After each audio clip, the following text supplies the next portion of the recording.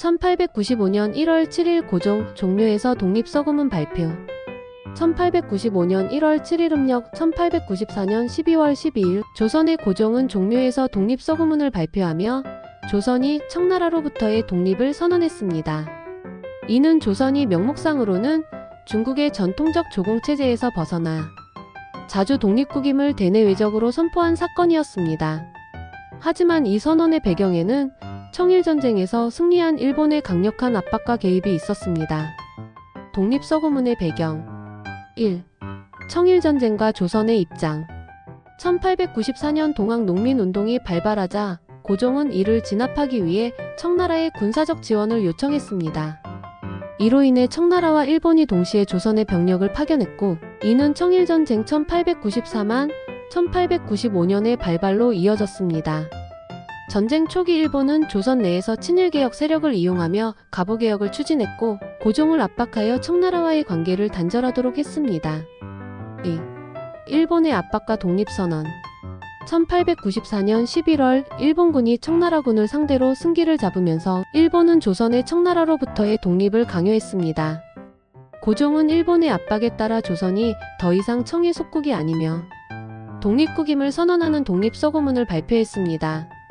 이 선언은 조선의 독립을 표면적으로는 강화했지만 사실상 일본의 영향력이 강해지는 계기가 되었습니다.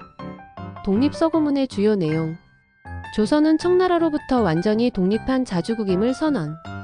국내외의 모든 사람들에게 알려 신뢰를 얻고 국가의 위신을 바로 세운다는 취지로 작성. 자주적인 정치와 개혁을 추진하겠다는 의지를 표명. 하지만 이러한 독립선언은 일본의 강요에 의해 이뤄졌고 조선의 실질적 자주성을 보장하지 못했습니다. 고종의 리더십과 문제점 1. 고종의 리더십 평가 고종은 조선의 국왕으로서 국가 위기를 극복하기보다는 자신과 왕실의 안전을 우선시했습니다. 일본, 청나라, 러시아 등 강대국 사이에서 실질적인 자주 외교보다는 눈치 보기, 외교에 의존하는 모습을 보였습니다.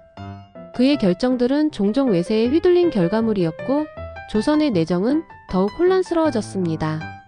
2. 매간매직과 왕실 재산 축적 고종은 왕실 재산의 축적에 집착하며 매간매직 관직을 돈으로 사고 파는 행위를 주도했습니다. 이는 국정 운영의 부패를 심화시켰고 백성들에게 큰 고통을 안겨주었습니다. 3. 고종의 비판적 재평가 고종은 조선을 근대국가로 전환하려는 노력보다는 자신의 권력과 안위를 지키기 위해 외세를 이용했습니다. 이는 조선의 정치적 혼란을 가중시키고 결국 일제강점기의 단초를 제공했다는 비판을 받습니다. 차라리 고종이 선조나 인조처럼 머리라도 뛰어난 전략가였다면 조선의 상황이 달라졌을 것이라는 평가도 있습니다. 독립서구문의 역사적 의의 1. 표면적 독립의 상징 독립서구문은 조선이 청나라와의 종속관계를 청산하고 자주국가로 거듭났음을 선언한 상징적 문서였습니다. 이는 조선이 수백 년간 이어온 중국 중심의 조공체제에서 벗어나려는 시도를 보여줍니다. 2. 일본의 영향력 확대 그러나 이 선언은 일본의 군사적 승리와 정치적 압박에 의해 이루어진 것으로 실질적 독립과는 거리가 멀었습니다. 오히려 조선은 청나라로부터의 독립과 동시에 일본의 반식민지 상태로 전락하는 결과를 초래했습니다. 3.